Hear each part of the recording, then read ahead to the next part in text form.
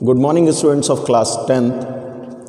आपका इकोनॉमिक्स का चैप्टर जो है वो फिनिश हो चुका है और नेक्स्ट जो चैप्टर चल रहा था वो था पॉलिटिकल पार्टीज़ इन पॉलिटिकल साइंस, यानी कि क्लास 10th ए और सी में मैं इस चैप्टर को करा चुका था। 10th बी में मैंने ये चैप्टर स्टार्ट किया था और इसका जो इंट्रोडक्टरी पार्ट है, स्टार्टिंग का जो चैप्टर का एक्सप्लेनेशन है, वो मैं क्लास में ऑफलाइन क्लास में कर चुका था। तो आज हम इसको उसके आगे से कैरी करेंगे और वहीं से मैं इसको स्टार्ट करता हूँ, ठीक है। तो पॉलिटिकल पार्टीज़ में हम पॉलिटिकल पार्टीज़ क्या होती हैं ये पढ़ चुके थे और शॉर्ट में ये समझ चुके थे why do we need political parties का कंपोजिशन क्या होता है, ये सारी चीज़ें हम पढ़ चुके थे।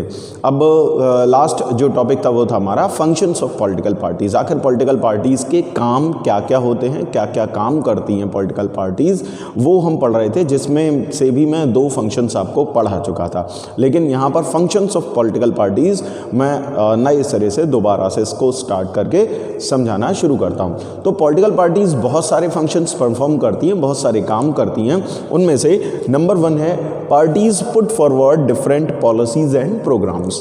पॉलिटिकल पार्टीज़ क्या करती हैं, बहुत सारे अलग अलग पॉलिसीज़ और प्रोग्राम्स जो हैं वो जनता के सामने रखती हैं। कैसे? जैसे इस समय उत्तर प्रदेश में, यूपी में इलेक्शन चल रहे हैं, यानी इलेक्शन का माहौल है। कैंपेनिंग इस समय ऑलमोस्ट सभी पार्टी अपनी कैंपेनिंग में लगी हुई हैं और फरवरी से जो है वो यहाँ पर चुनाव स्टार्ट हो जाएंगे, इलेक्शन स्टार्ट हो जाएंगे। तो पार्टीज़ क्या करती हैं, डिफरेंट पॉलिटिकल पार्टीज़ के डिफरेंट पॉइंट ऑफ व्यू होते हैं। लोगों के लिए उनकी जो स्कीम्स या पॉलिसीज़ जो हैं हर पार्टी के अनुसार अलग अलग होनी चाहिए। सब अपने अपने नज़रिए से सारी पॉलिटिकल पार्टीज़ जो हैं वो अपने प्रोग्राम्स बनाती हैं उनके हिसाब से। मतलब किसी पॉलिटिकल पार्टी को लगता है कि सोसाइटी का ये वाला सेक्शन ज़्यादा प्रॉब्लम है, इसके लिए इस तरीके की पॉलिसी बननी चाहिए, या कोई और सेक्शन है उसको किसी अलग तरीके की प्रॉब्लम है और उसका सोल्यूशन इस तरीके से हो सकता है। तो सभी पार्टीज़ के सोचने के तरीके, काम करने के तरीके अलग अलग होते हैं। उसी हिसाब से वो पब्लिक के सामने अपने प्रोग्राम्स और पॉलिसीज़ जो है वो रखती हैं, कैंपेनिंग के दौरान रखती हैं। मैंने आपको बताया था ऑफलाइन क्लास में भी कि जब कैंपेनिंग हो रही होती है इलेक्शन की, तो सभी पार्टीज़ क्या करती हैं, अपना एक मैनिफेस्टो लॉन्च करती हैं। मैनिफेस्टो को हिंदी में बोलते हैं हम घोषणा पत्र, यानी इसमें पार्टीज़ अपने सारे जो प्रॉमिसेस होते हैं वो इसमें लिखती हैं, प्रिंट कराती हैं, पब्लिक में डिस्ट्रीब्यूट कराती हैं और रैलीज़ के थ्रू या अपनी पब्लिक स्पीचेस के थ्रू जो है वो लोगों को बताते हैं कि अगर लोग उनको वोट करेंगे और जब उनकी सरकार बनेगी तो वो क्या क्या करेंगे, वो पॉलिसीज़ और वो प्रोग्राम वो लोगों के साथ शेयर करते हैं। जैसे कोई पॉलिटिकल लीडर अपने स्पीचेस में, पब्लिक मीटिंग्स में कहते हैं कि हम जो भी 12th पास जो स्टूडेंट हैं, स्पेशली जो टॉपर्स वगैरह, उनको हम लैपटॉप या टैबलेट देंगे। और कोई लीडर कहता है कि हम किसी किसानों के लिए हम कोई नई स्कीम लेकर के आएंगे। कोई कहता है कि हम फार्मर्स के जो लोन्स हैं वो माफ़ कर देंगे। तो ये क्या है, ये इनकी पॉलिसीज़ प्रोग्राम्स है। कोई कहता है हम गरीबों के लिए मुफ्त राशन की व्यवस्था करेंगे, या इस तरीके की अलग अलग सारी पॉलिटिकल पार्टीज़ अपना अलग अलग प्रोग्राम्स और पॉलिसीज़ जो है वो रखते हैं पब्लिक के सामने। वो अपने प्रोग्राम्स रखते हैं जिससे कि पब्लिक के पास बहुत सारे एक तो ऑप्शन हो जाते हैं कि वो अपनी सहूलियत के हिसाब से जिस पार्टी के उन्हें प्रोग्राम्स और पॉलिसीज़ अच्छे लगते हैं वो उस पार्टी को वोट के थ्रू चूज़ कर सकते हैं फर्दर उसकी सरकार बनाने के लिए। तो ये बहुत इम्पोर्टेंट एक फंक्शन है पॉलिटिकल पार्टीज़ का कि ये पार्टीज़ जो हैं वो जनता के बीच में जाती हैं और क्या करती हैं, अपने प्रोग्राम्स और पॉलिसीज़ जनता के सामने रखती हैं। इसमें भी 2 तरीके की पार्टीज़ हो जाती हैं। एक तो वो जिसकी इस समय सरकार है, मतलब कोई भी पार्टी हो सकती है जिसकी करंट में सरकार, यानी एक तो रूलिंग पार्टी है, वो भी अपने पॉलिसीज़ और प्रोग्राम्स जनता के बीच में रखती है। वो बताती है कि जब से उनकी सरकार बनी है तब से लेके अब तक उन्होंने पब्लिक के लिए कौन कौन सी पॉलिसीज़, कौन से प्रोग्राम्स बनाए हैं और उनसे किस जनता को कितना फ़ायदा हुआ है और आगे क्या करने वाले हैं, क्या क्या उनकी पॉलिसीज़ रहेंगी, प्रोग्राम्स रहेंगे, क्या स्कीम्स रहेंगी लोगों के वेलफेयर के लिए, वो सब जनता के साथ वो शेयर करते हैं। और ये सब लीडर्स कैसे शेयर कर पाते हैं, through the political parties. Clear हो गया।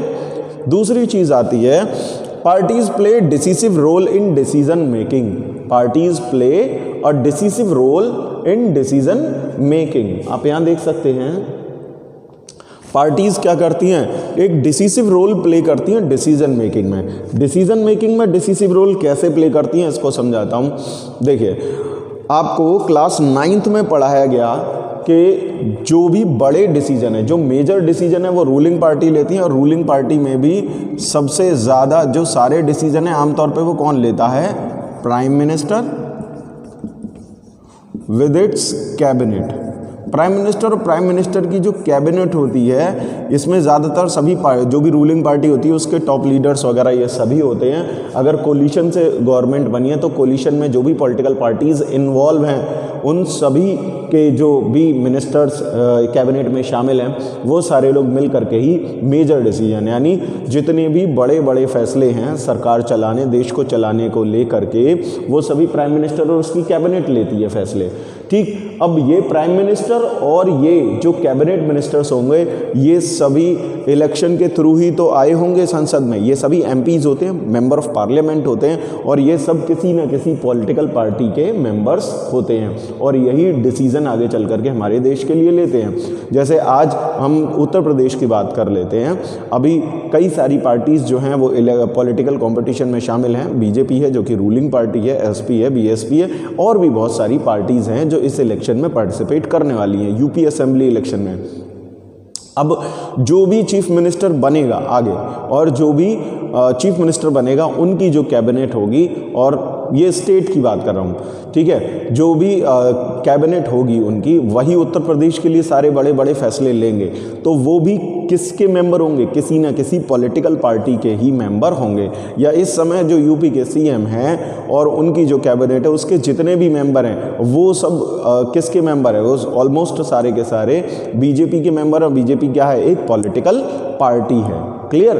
तो यानी पॉलिटिकल पार्टीज़ और पार्टी के जो टॉप लीडर होते हैं वो बहुत बड़ा इंपॉर्टेंट रोल जो है वो प्ले करते हैं किसमें? डिसीजन मेकिंग में। इसीलिए पॉलिटिकल पार्टीज़ का काम है play a decisive role in decision making, यानी कि जो डिसीजन मेकिंग है देश के लिए या किसी स्टेट के लिए, और देश की जनता हो चाहे किसी पर्टिकुलर स्टेट की पब्लिक हो, उसके लिए जो बड़े बड़े फैसले लिए जाते हैं वो सब वहाँ का जो भी हेड है, प्राइम मिनिस्टर या चीफ मिनिस्टर। अगर कंट्री के लिए तो chief minister head of the government, state है तो head of the government, sorry गलत बोल गया, कंट्री के लिए अगर हेड ऑफ द गवर्नमेंट है तो प्राइम मिनिस्टर, और स्टेट के लिए head of the government chief minister जो है। तो ये और इनकी कैबिनेट जो है वही सारे मेजर डिसीजन लेते हैं, और ये सभी लोग किसी न किसी पार्टी के मेंबर्स होते हैं, किसी न किसी पार्टी के लीडर होते हैं, जिनको लोगों ने इलेक्शन के थ्रू चुन करके भेजा होता है।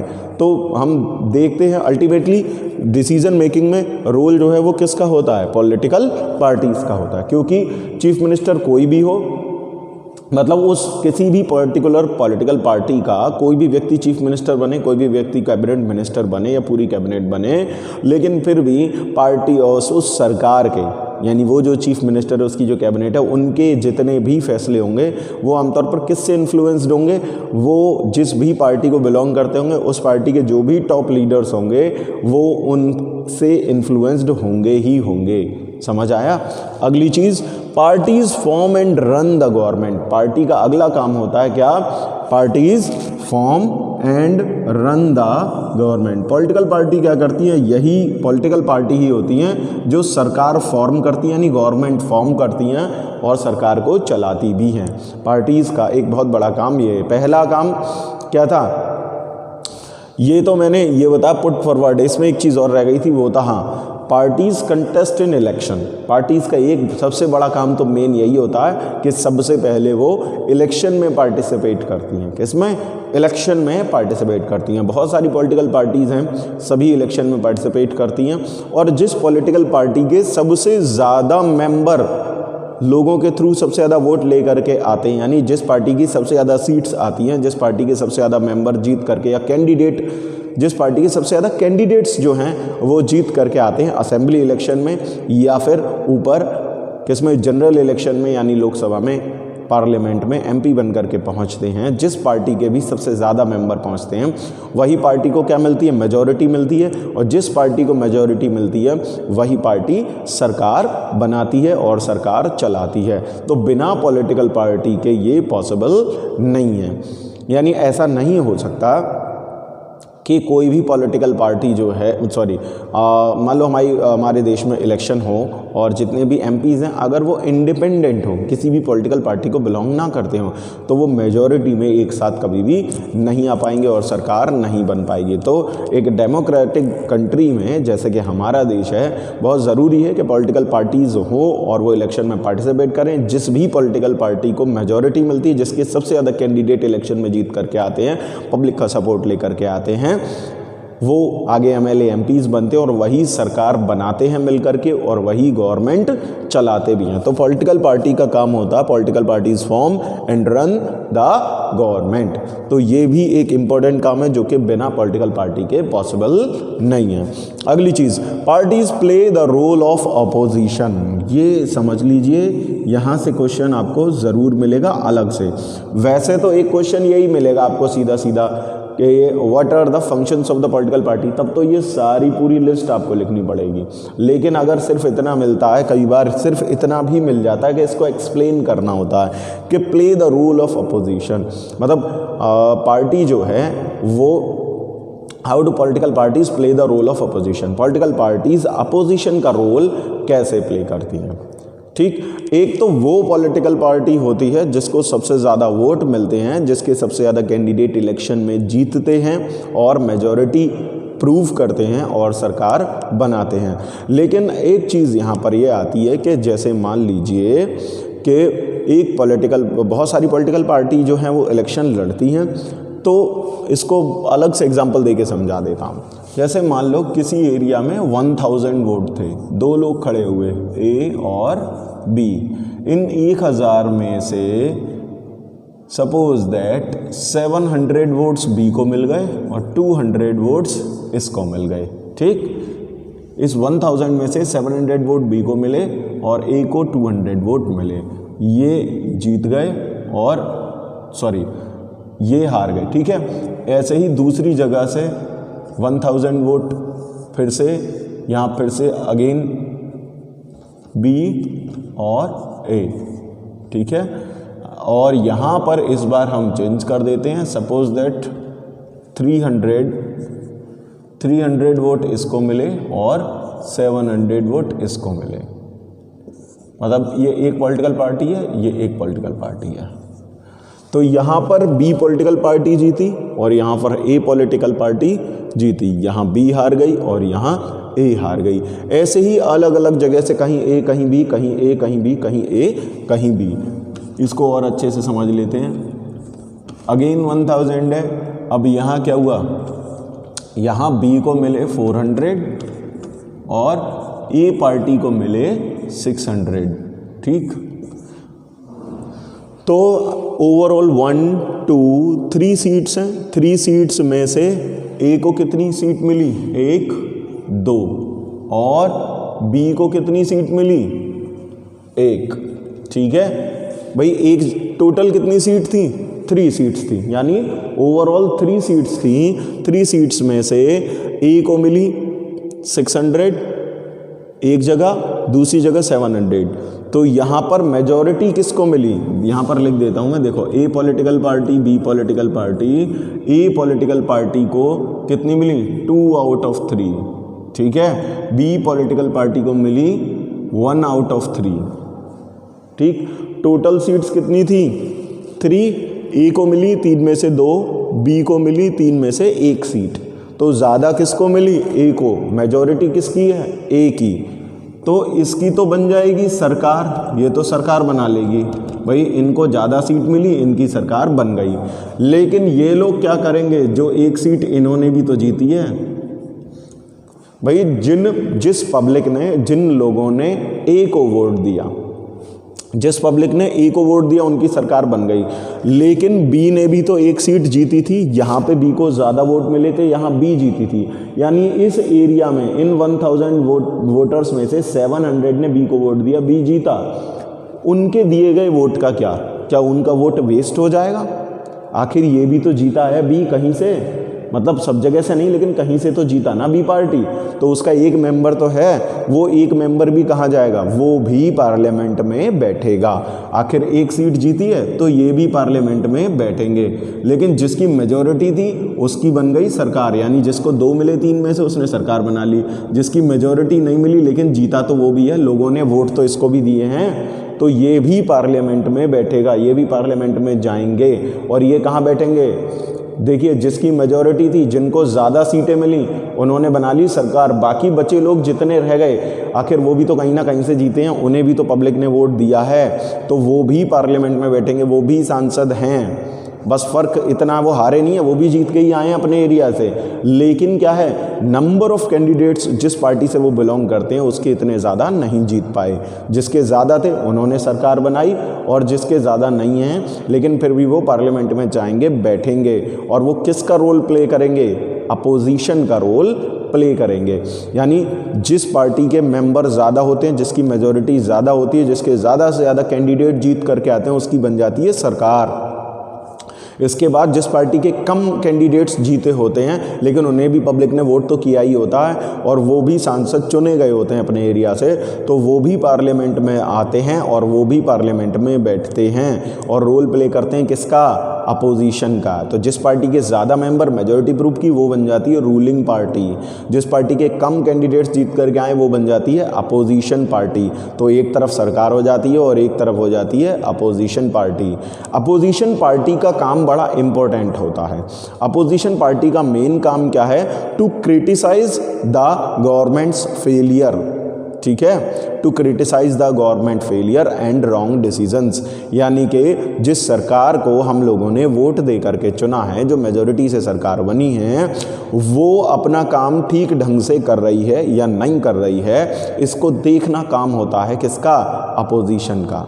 अगर अपोजिशन नहीं होगा तो जो भी सरकार बनी है, सरकार के फिर जो भी मन में आएगा वो वैसा करेगी, उसका विरोध करने वाला कोई भी नहीं होगा। तो अपोजिशन बहुत ही इम्पोर्टेंट होता है एक अच्छी डेमोक्रेटिक कंट्री के लिए। मेजॉरिटी से सरकार बने, लेकिन सरकार जब मेजॉरिटी में होती है तो सरकार को ये लगता है कि हम मेजॉरिटी में हैं और हमें सबसे ज़्यादा लोगों ने वोट दिया है, तो हम जैसे चाहें वैसे डिसीज़न ले सकते हैं। लेकिन ये ज़रूरी नहीं कि वो जो भी डिसीज़न ले वो सबके लिए ठीक हो। इसीलिए अपोजिशन की ये जिम्मेदारी बनती है कि वो सरकार को गलत फैसले लेने से रोकें। अगर गवर्नमेंट बहुत ज़्यादा, गवर्नमेंट का कोई ऐसा इकोनॉमिक पॉलिसी लाती है जिससे बहुत ज़्यादा टैक्सेस बढ़ते हैं, बहुत ज़्यादा महंगाई बढ़ती है, तो अपोजिशन क्या करती है, उसका विरोध करती है। एग्जाम्पल मैं आपको देता हूँ, जैसे अभी पेट्रोल के दाम बढ़े थे, पिछले कुछ दिनों पेट्रोल के जो प्राइसेस थे वो 100 पार कर गए थे, यानी देश के कुछ शहरों में 100 रुपीज़ के पार चले गए थे पेट्रोल की कॉस्ट। तो आपने देखा होगा कांग्रेस पार्टी और भी बहुत सारी जो पार्टीज़ हैं जो अपोजिशन में हैं वो रूलिंग पार्टी का विरोध कर रही थी कि सरकार, यानी जो इस समय गवर्नमेंट है उसके राज्य में क्या हो रहा है, उसके राज्य में क्या हो रहा है, बहुत ज़्यादा महंगाई बढ़ गई है, पेट्रोल बहुत महंगा हो गया है, गैस सिलेंडर बहुत महंगा हो गया है। इसका विरोध सबसे पहले कौन करता है, अपोजिशन पार्टी करती है, और बाद में पब्लिक को भी उनका साथ मिल जाता है और पब्लिक के लिए भी एक ऐसा माध्यम मिल जाता है जो सीधे सीधे सरकार तक अपनी बात पहुंचा सकें कि ये महंगाई बढ़ रही है, आपको इसको रोकना होगा, कंट्रोल करना होगा। और जिसका असर हमें कुछ दिन बाद दिखाई दिया, लेटर ऑन पेट्रोल के प्राइसेस कुछ कम भी किए गए। यानी सरकार, अगर मेजॉरिटी में जो गवर्नमेंट है, रूलिंग पार्टी, अगर वो कोई काम गलत करती है, उसकी किसी पॉलिसी अच्छी नहीं है, लोगों को उससे नुकसान है, तो अपोजिशन पार्टी क्या करती है, अपोजिशन पार्टी ये करती है कि उसके गलत कामों का विरोध करती है। जो भी इस समय रूलिंग गवर्नमेंट है वो अपनी पावर का मिसयूज़ ना करे, उसको मिसयूज़ करने से रोकती है। तो वो भी क्या होती है, एक पॉलिटिकल पार्टी ही होती है। इसीलिए यहाँ कहा गया है कि political parties play the role of opposition. तो अपोजिशन का रोल बहुत इंपॉर्टेंट होता है। ये गवर्नमेंट को एब्सोल्यूट बनने से रोकती है, रॉन्ग डिसीजन लेने से रोकती है। पार्टीज़ अगर कोई गलत फैसले लेती है तो उनको क्रिटिसाइज भी करती है। अगला, पार्टीज शेप पब्लिक ओपिनियन। अगली चीज़ है पार्टीज शेप पब्लिक ओपिनियन, यानी कि लोगों के अलग अलग विचार होते हैं। अब इसको ज़रा समझ लेते हैं थोड़ा और अच्छे से, थोड़ा और डेस्क्रिप्टिव वे में। मैं ये ऊपर का जो हिस्सा है इसको इरेज कर देता हूँ।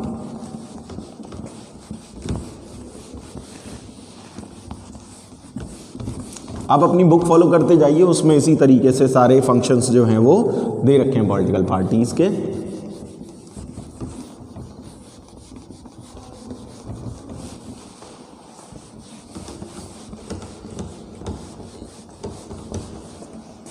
देखिए पॉलिटिकल पार्टीज़ के और भी फंक्शन दिए, हम यहाँ बात कर रहे हैं कि पार्टीज़ शेप पब्लिक ओपिनियन, यानी लोगों के जो विचार हैं उनको आकार देना, उनको शेप देना काम होता है किसका?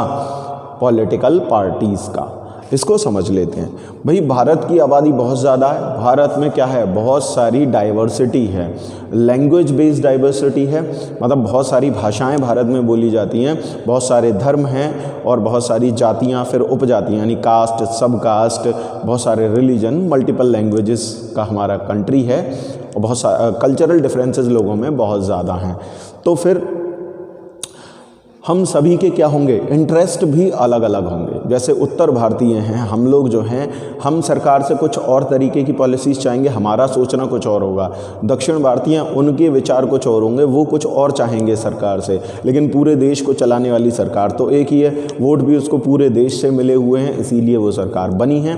तो सेंट्रल गवर्नमेंट के सामने आमतौर पर ये चैलेंजेस रहते हैं कि अलग अलग तरीके के लोग हैं, सबकी अलग अलग तरीके की डिमांड्स है, सबकी अपनी अपनी प्रॉब्लम्स हैं।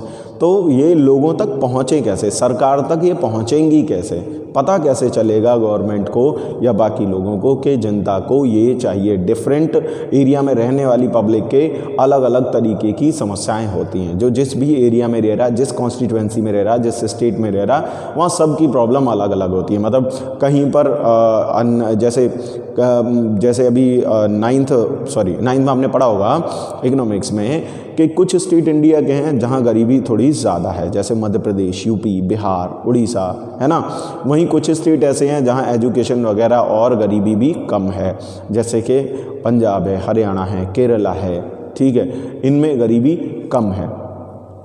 तो जो भारत में ऐसे स्टेट जहाँ पर पॉवर्टी पॉपुलेशन ज़्यादा है, पुअर पॉपुलेशन ज़्यादा है, वहाँ क्या होगा, वहाँ के लोग चाहेंगे कि गवर्नमेंट कुछ ऐसी स्कीम्स बनाए जिससे हम पॉवर्टी से बाहर आ पाएँ, हमारे बच्चों को फ्री एजुकेशन मिल जाए, फ्री मेडिकल केयर मिले, इस तरह की चीज़ें मिलें, ऐसी पॉलिसीज़ आएँ। लेकिन हमारी ये जो डिमांड्स हैं ये सबके सामने जाएंगी कैसे, गवर्नमेंट तक पहुंचेंगी कैसे, इनको पार्लियामेंट में डिस्कस कौन करेगा, कैसे किया जाएगा।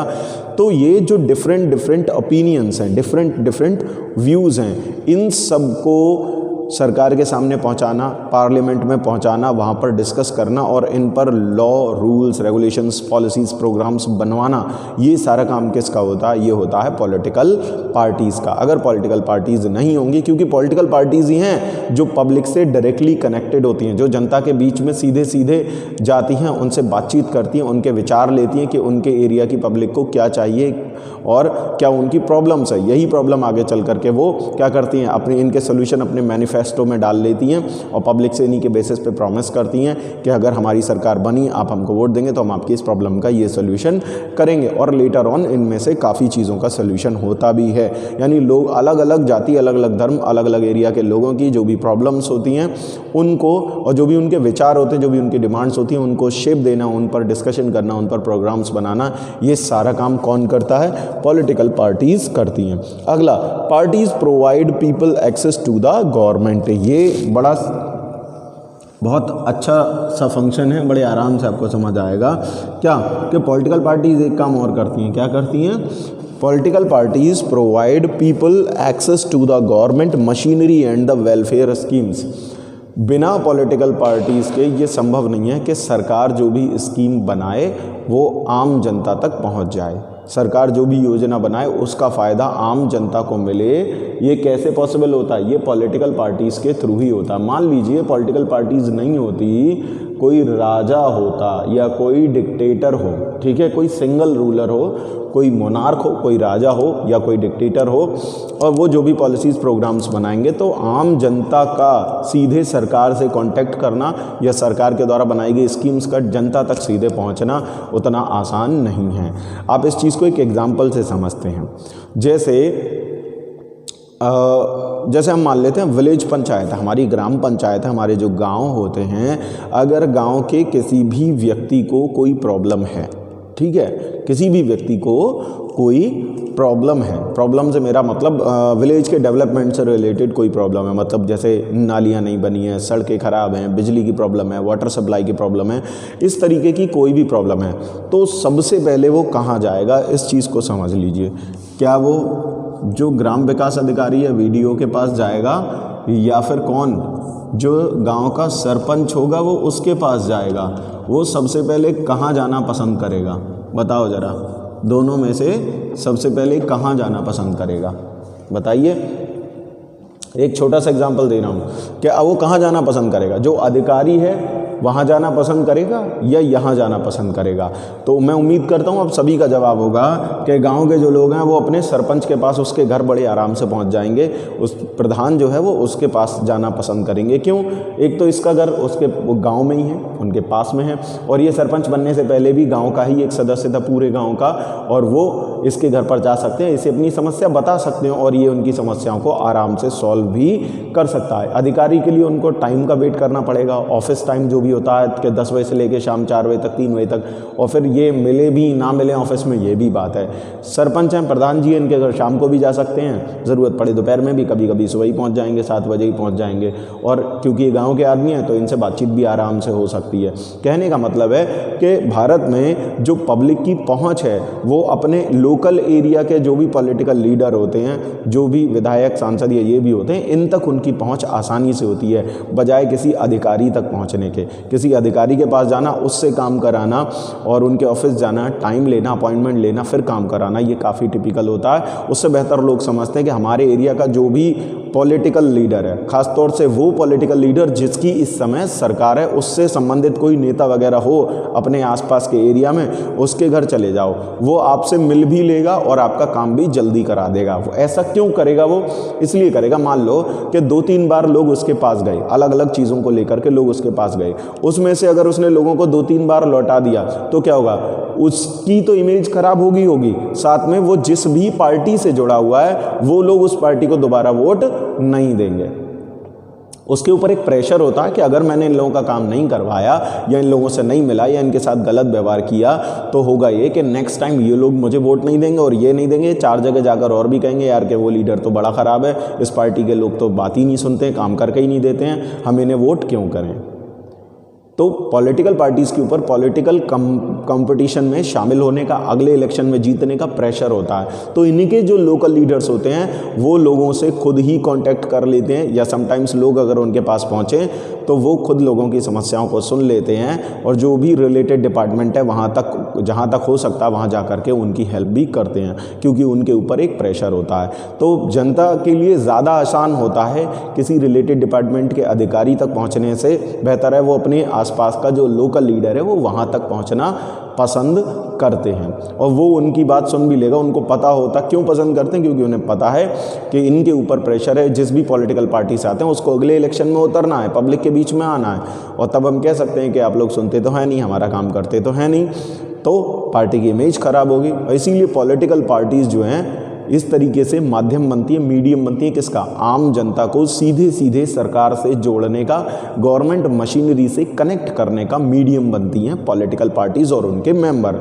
अपने बहुत सारे लोग देखे होंगे, एक जो पॉलिटिकल पार्टी होती है उसके लाखों मेंबर होते हैं, पूरे देश में अलग अलग राज्य में सब जगह उसके मेंबर फैले हुए होते हैं, जो लोगों से कांटेक्ट करते हैं, लोगों को ज़्यादा से ज़्यादा लोगों को अपनी पार्टी से जोड़ना, उनका सपोर्ट गेन करना, जिससे कि क्या हो, अगले इलेक्शन में उन्हें लोगों का सपोर्ट मिले। घूम घूम करके लोगों से बातचीत करते हैं, लोगों की प्रॉब्लम्स को जानते हैं, अपनी पॉलिटिकल पार्टीज़ तक पहुंचाते हैं और बताते हैं कि हमारी पार्टी ये करेगी आपके लिए। इस तरीके से वो क्या करते हैं, लोगों का विश्वास जीतते हैं। यानी पॉलिटिकल पार्टीज़ जो हैं वो सीधे सीधे किसी न किसी तरीके से कांटेक्ट में होती हैं, किसके? आम जनता के।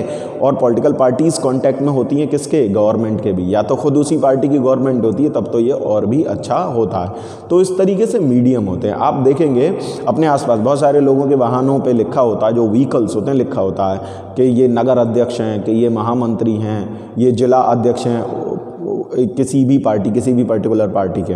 तो आपकी उन तक पहुंच ज़्यादा अच्छे से हो जाएगी। आप उनको वहाँ पर, क्योंकि वो आपके ही शहर में रहते होंगे तो आप उन तक आराम से पहुँच जाएंगे और वो आपकी बात सुन भी लेंगे और बहुत संभव है कि वो आपका काम करवा भी दें 1-2 बार जाने के बाद। लेकिन वहीं किसी सरकारी अधिकारी के ऑफिस में जाना, अपॉइंटमेंट लेना और तब काम करवाना, वो थोड़ा सा ज़्यादा हेक्टिक लगता है पब्लिक को। ठीक, तो ये भी एक फंक्शन है पॉलिटिकल पार्टीज़ का कि वो एक मीडियम का काम करती है जो हमारे जो कॉमन पब्लिक है और इस जो भी सरकार है या जो भी पॉलिटिकल पार्टी है उनके बीच में कनेक्शन का। ठीक, और वेलफेयर स्कीम्स तक लोगों को पहुंचाना, ये सारे काम पॉलिटिकल पार्टीज़ ही करती हैं। तो इतने सारे फंक्शंस हमने देखे पॉलिटिकल पार्टीज़ के, तो इससे हम पॉलिटिकल पार्टीज़ की इम्पोर्टेंस को समझ सकते हैं कि आखिर पॉलिटिकल पार्टीज़ हमारे लिए इतनी ज़रूरी क्यों। हमारे लिए क्या मतलब, अगर डेमोक्रेसी है तो पॉलिटिकल पार्टीज़ का होना बहुत ज़रूरी है, क्योंकि बिना पॉलिटिकल पार्टी के कोई प्रॉपर इलेक्टोरल कंपटीशन नहीं हो पाएगा और जब इलेक्शंस ही नहीं होंगे तो फिर क्या होगा, जनता के द्वारा चुने हुए लोग ही नहीं होंगे तो जनता के द्वारा जनता पर शासन नहीं होगा और डेमोक्रेसी भी नहीं होगी। तो डेमोक्रेसी के लिए ज़रूरी है कि पॉलिटिकल पार्टीज़ हों और वो ये सारे जो फंक्शंस थे वो इनको प्रॉपरली परफॉर्म करें, तभी कोई जो डेमोक्रेसी है वो अच्छे से फंक्शन कर पाएगी और उसके सही आउटकम्स मिल पाएंगे। ठीक है, तो आज पॉलिटिकल पार्टीज़ के फंक्शंस पढ़ाए हैं, इन फंक्शंस को पढ़िए, समझिए, कोई भी डाउट हो, कोई भी समस्या हो आप ग्रुप में रख सकते हैं, उनको क्लियर कर दिया जाएगा।